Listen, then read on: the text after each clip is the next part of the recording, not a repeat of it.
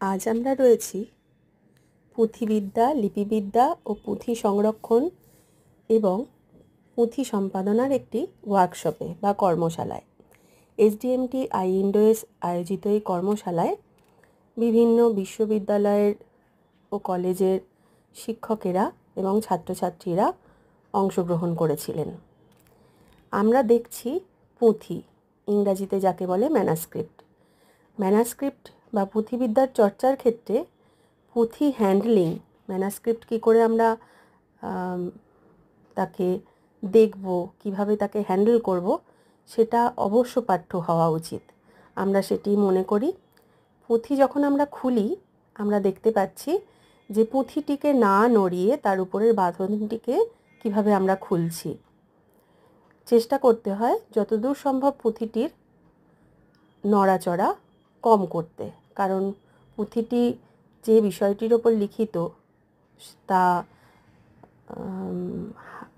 Handmade পেপারই হোক বা তালপাতাই হোক, সেটি কিন্তু খুব সহজে হ্যান্ডেল করা যায় না, কারণ তার সঙ্গে অনেকটা পুরনো ইতিহাস জড়িয়ে আছে এবং সেগুলি এখনকার নতুন কাগজের মতো এমনটি ভাবা খুবই ভুল হবে। প্রথমে উপরের লাল শালুর বাঁধনটি খুলে আমরা এবার পুঁথির মূল অংশে প্রবেশ করেছি। পুরনো দিনে এই কাষ্ঠখণ্ড দিয়ে পুঁথিকে শক্ত করে বাঁধা থাকতো।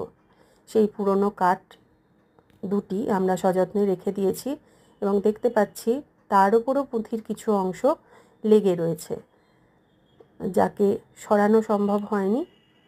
তাকে তেমনভাবেই রেখে দেওয়ার নিয়ম, সেভাবেই আমরা রেখেছি।